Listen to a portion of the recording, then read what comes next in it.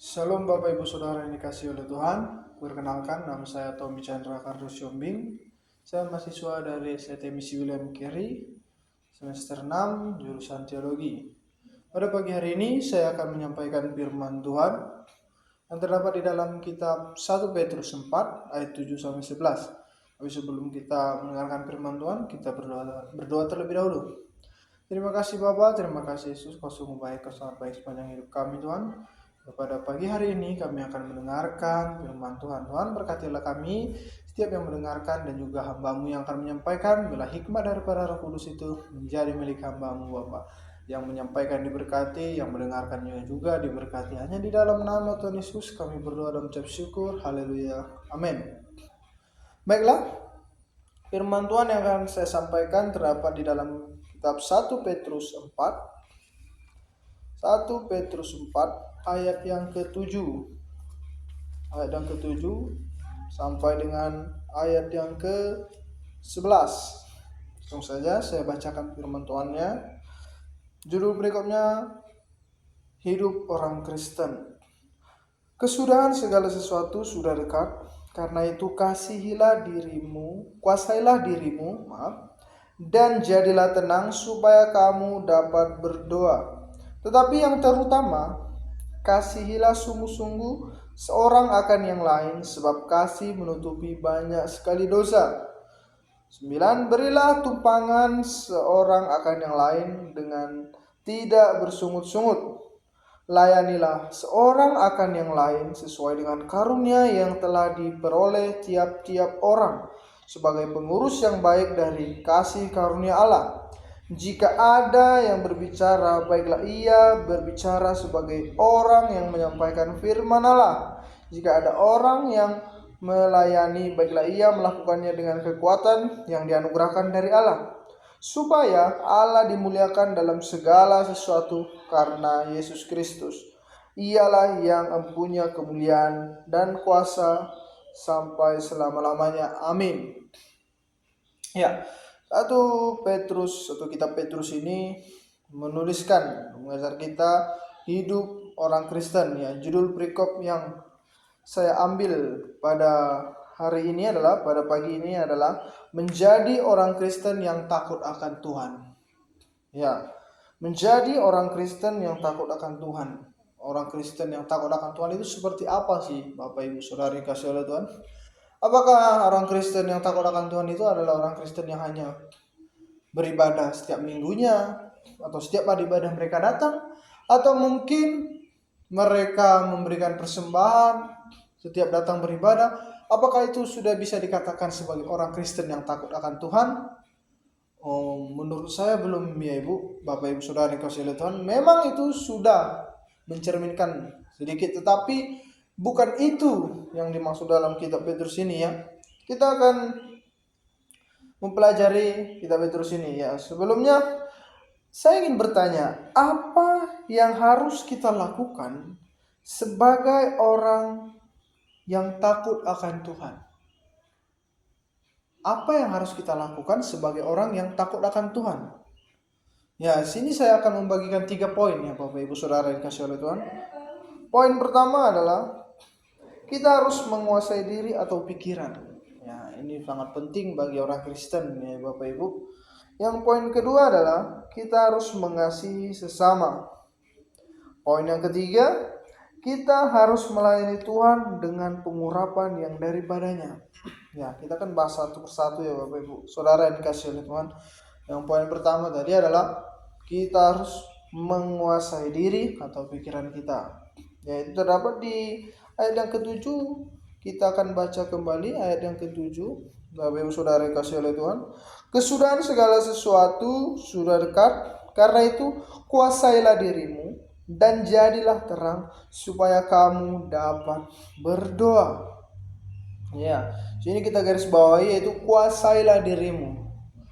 Kita sebagai orang Kristen yang takut akan Tuhan dan yang benar-benar mengasihi Tuhan, kita harus bisa menguasai diri kita, menguasai pikiran kita, menguasai hati, menguasai diri kita. Supaya apa Bapak Ibu? Karena begini, ketika kita bisa menguasai diri kita bisa mengendalikan diri kita kita bisa mendapatkan hidup yang tenang. Nah, ketika kita tenang, ketika kita damai, kita bisa berdoa.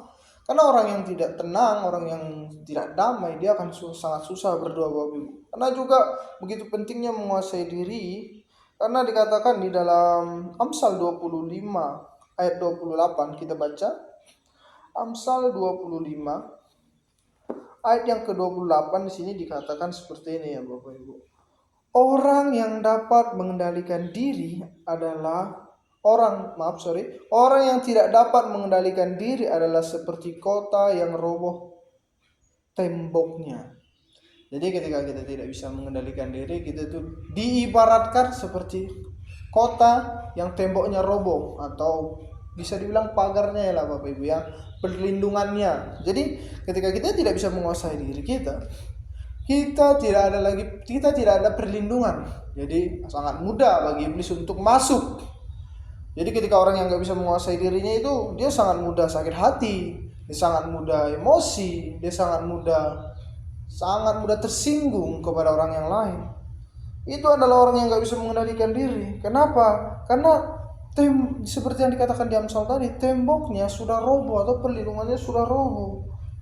Itulah makanya Tuhan bilang kita harus bisa menguasai diri kita, atau Petrus itu bilang supaya kita bisa menguasai diri kita. Karena itu sangat penting Bapak Ibu Saudara yang dikasihi oleh Tuhan. Supaya apa? Supaya ada tembok yang membentengi kita, supaya kita tidak mudah sakit hati, tidak mudah tersinggung, tidak mudah emosi atau marah. Bapak Ibu Saudara yang dikasihi oleh Tuhan. Nah, itu pentingnya kita bisa menguasai diri. Saya ambil salah satu contoh tokoh Alkitab yang bisa menguasai dirinya, yaitu seorang yang bernama Yusuf. Nah, kita semua tahu ya Yusuf.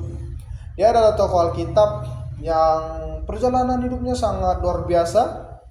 Dia dijual oleh saudaranya sendiri. Pertama dibuang ya Bapak. Dia dibuang seumur, namun diambil, akhirnya dijual kembali ke orang. Akhirnya dia dijual ke kerajaan atau Raja Mesir. Di situ dia dijadikan budak.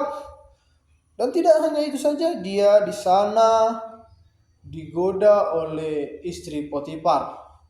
Digoda, namun disinilah yang sangat saya kagum dengan si Yusuf, atau disinilah si Yusuf itu luar biasanya. Dia bisa menguasai dirinya.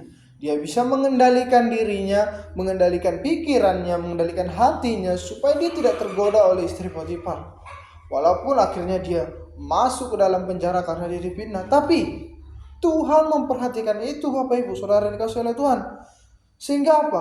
Ketika dia di dalam penjara, dia raja mendapatkan mimpi. Akhirnya Yusuf menafsirkan mimpi itu. Akhirnya Yusuf menjadi apa? Iya, dia menjadi orang nomor 2 di dalam kerajaan itu Bapak Ibu Saudara yang dikasihi oleh Tuhan. Dan ketika musim kesusahan atau kelaparan, saudara-saudaranya datang untuk minta tolong. Namun apa yang dilakukan si Yusuf? Dia menolongnya. Karena apa? Dia bisa menguasai hatinya, dia menguasai dirinya. Kalau dia tidak bisa menguasai hati atau dirinya tadi, mungkin dia tidak akan menolong. Dia akan bilang seperti ini kepada saudaranya, kalian sudah menjualku, aku tidak peduli kepada kalian. Tetapi karena dia bisa menguasai hatinya, dia tidak emosi, dia tidak dendam kepada saudara-saudaranya, dia menolong saudara-saudaranya. Jadi itu Bapak Ibu, pentingnya menguasai diri atau pikiran. Nah, yang kedua, kita harus mengasihi sesama. Ini sangat penting ya Bapak Ibu. Kita harus bisa mengasihi sesama. Kita baca di dalam ayat yang ke-8 sampai dengan 10. Jadi kita harus bisa mengasihi sesama kita manusia. Di ayat yang ke-8 saya bacakan firman Tuhan, tetapi yang terutama kasihlah sungguh-sungguh seorang akan yang lain, sebab kasih menutupi banyak sekali dosa. Berilah tumpangan seorang akan yang lain dengan tidak bersungut-sungut. Layanilah seorang akan yang lain sesuai dengan karunia yang telah diperoleh tiap-tiap orang sebagai pengurus yang baik dari kasih karunia Allah. Nah, Di sini kita diajarkan, kita Petrus ini untuk mengasihi. Kenapa kita harus mengasihi? Karena di sini dikatakan di ayat 8 sudah sangat jelas ya. Tetapi yang terutama kasihilah sungguh-sungguh seorang akan yang lain, sebab kasih, ini Bapak Ibu kita garis bawahi, kasih menutupi banyak sekali dosa. Tapi mungkin kita bingung, kenapa bisa kasih menutup banyak sekali dosa? Kenapa? Apa yang membuat kasih itu bisa menutupi banyak sekali dosa? Kita baca di dalam kitab 1 Yohanes 4 ayat yang ke-8. Jadi saya bacakan firman Tuhannya. Firman Tuhan, barang siapa tidak mengasihi, ia tidak mengenal Allah. Sebab Allah adalah kasih. Kita garis bawahi Bapak Ibu Saudara yang kasih oleh Tuhan. Sebab Allah adalah kasih. Ya, jadi kita sudah tahu ya, kenapa kasih bisa menutupi atau bisa mengampuni banyak sekali dosa. Karena kasih adalah Allah itu sendiri. Jadi ketika kita memiliki kasih di dalam hidup kita, ketika kita mempunyai kasih itu Bapak Ibu ya, kita memiliki Allah atau kita memiliki Yesus di dalam hidup kita. Satu pribadi yang bisa mengampuni dosa kita, dosa saya, dosa Bapak Ibu Saudara yang dikasihi oleh Tuhan, dosa kita semua. Jadi mengapa itu sangat penting kasih ada dalam hidup kita, atau kita sangat penting memiliki kasih. Supaya apa? Supaya dosa-dosa kita diampuni. Karena kasih adalah pribadi Yesus itu sendiri. Kasih adalah Allah itu sendiri. Lalu di ayat yang kita kembali lagi ke tadi 1 Petrus 4. Di ayat yang ke-9, berilah tumpangan seorang akan yang lain dengan tidak bersungut-sungut. Ini adalah contoh kasih tersebut Bapak Ibu. Kita harus memberikan tumpangan kepada seorang yang lain. Mungkin orang yang tidak kita kenal, namun ketika dia minta tumpangan, terkadang kita berpikir juga seperti ini, nanti mungkin dia adalah orang yang jahat. Tetapi percayalah Bapak Ibu Saudara yang kasih oleh Tuhan, ketika kita melakukan itu, Tuhan tahu, Tuhan perhatikan hati kita, dan kita pasti akan dijaga oleh Tuhan. Ketika kita memberikan tumpangan kepada orang tersebut, berarti kita sudah melakukan salah satu bentuk kasih kepada kita sesama manusia. Dan di ayat 10 dikatakan, layanilah seorang akan yang lain. Layanilah. Sama seperti Tuhan kita Yesus Kristus, dia datang ke dunia ini bukan untuk dilayani, tetapi dia melayani manusia atau melayani kita semua yang ada di tempat ini. Makanya di sini dikatakan, inilah bentuk kasih juga. Layanilah seorang akan yang lain.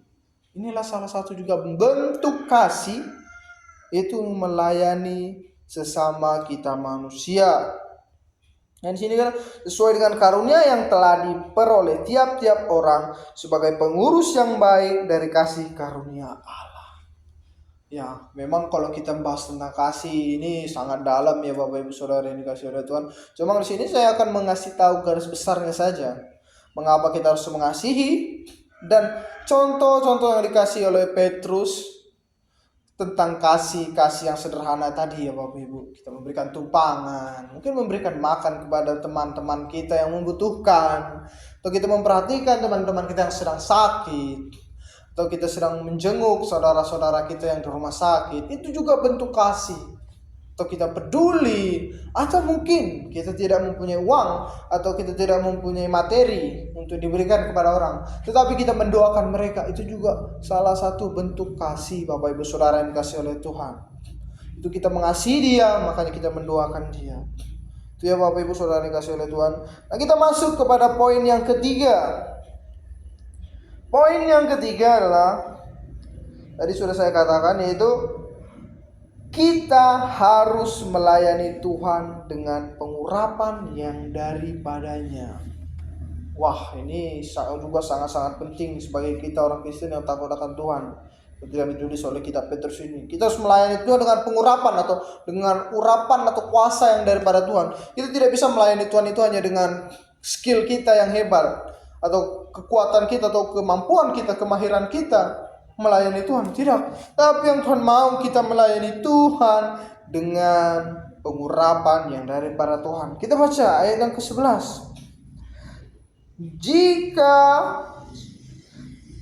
Jika ada orang yang berbicara, baiklah ia berbicara sebagai orang yang menyampaikan firman Allah. Jika ada orang yang melayani, baiklah ia melakukannya dengan kekuatan yang dianugerahkan Allah. Ini kita garis bawahi Bapak Ibu ya.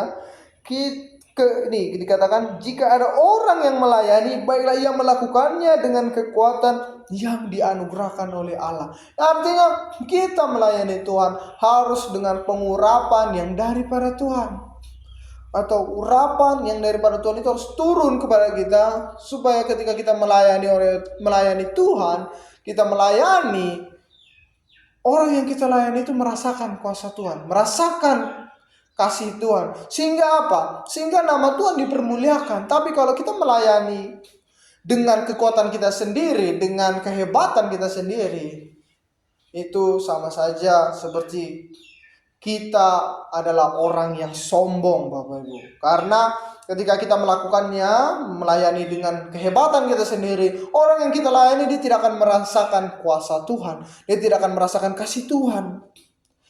Karena kita melayani dengan kehebatan kita. Tapi ketika kita berserah penuh kepada Tuhan, pada saat kita ingin melayani Dia, kita minta kuasa yang daripada Tuhan. Pada saat kita ingin melayani Dia, kita pada saat melayani jemaat, atau kita pada saat melayani sesama, kita melayani Tuhan, itu urapan Tuhan itu akan terasa. Dan orang yang kita layani pasti akan merasakan kuasa Tuhan. Sehingga apa? Sehingga di sini ayat yang selanjutnya dikatakan, jika ada orang yang melayani, baiklah ia melakukannya dengan kekuatan yang dianugerahkan Allah, supaya Allah dimuliakan dalam segala sesuatu. Karena Yesus Kristus, ialah yang mempunyai kemuliaan dan kuasa sampai selama-lamanya. Amin. Di sini dikatakan ketika kita melayani dengan urapan yang daripada Tuhan itu, maka nama Tuhan kita permuliakan, atau nama Tuhan dimuliakan lewat pelayanan yang kita lakukan itu. Jadi itu sangat penting. Sebab kalau untuk kita melakukan atau pelayanan dengan urapan yang daripada Tuhan, saya mau ambil salah satu contoh ya Bapak Ibu Saudara dikasih oleh Tuhan. Contoh tokoh Alkitab, dua raja, yaitu yang satu Raja Daud, yang kedua Raja Saul. Ini adalah dua raja yang ini Saul adalah raja yang pertama, Daud adalah raja yang kedua. Saul dia melayani Tuhan dengan kehebatannya, tetapi Daud melayani Tuhan dengan urapan yang daripada Tuhan.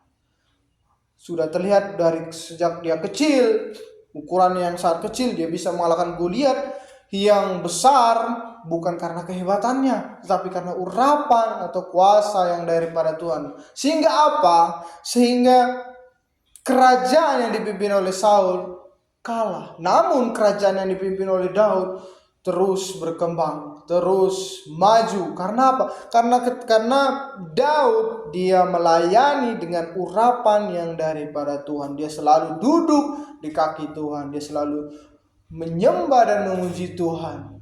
Sehingga apa? Urapan Tuhan itu turun atasnya, sehingga kerajaannya pun diberkati, rakyatnya pun diberkati. Sehingga apa? Sehingga Raja Daud dia menjadi suatu contoh atau teladan bagi kita semua sampai pada saat ini. Teladan yang sangat luar biasa. Dia melayani Tuhan, dia dapat urapan dari Tuhan yang sangat luar biasa. Jadi itu contoh Bapak Ibu Saudara kasih oleh Tuhan, ketika kita melayani Tuhan dengan pengurapan dan melayani Tuhan dengan tanpa pengurapan. Karena kita tidak bisa melayani Tuhan itu dengan kehebatan kita sendiri Bapak Ibu Saudara dikasih oleh Tuhan. Tapi harus ada urapan atau kuasa yang daripada Tuhan.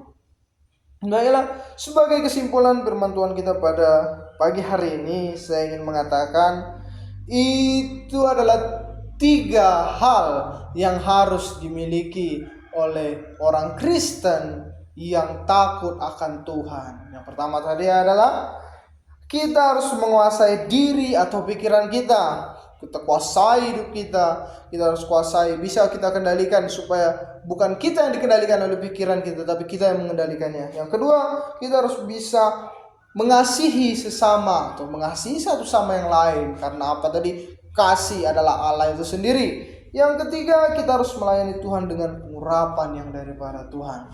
Itu sangat penting Bapak Ibu Saudara yang kasih oleh Tuhan. Itulah firman Tuhan yang bisa sampaikan pada saat hari ini. Ya, sekiranya kita semua diberkati oleh firman Tuhan hari ini. Tuhan Yesus memberkati. Kita berdoa, terima kasih Bapa, terima kasih Yesus. Kami sudah mendengarkan firman Tuhan, Hamba-Mu sudah menyampaikan. Kiranya Bapa, Hamba-Mu ini adalah orang yang biasa, penuh dengan keterbatasan. Tetapi kami yakin dan percaya Roh Kudus-Mu yang menyempurnakan firman Tuhan di dalam hati kami, pribadi lepas pribadi. Sehingga kami bisa menjadi pelaku firman Tuhan. Hanya di dalam nama Tuhan Yesus Kristus kami berdoa dan mengucap syukur. Haleluya. Amin.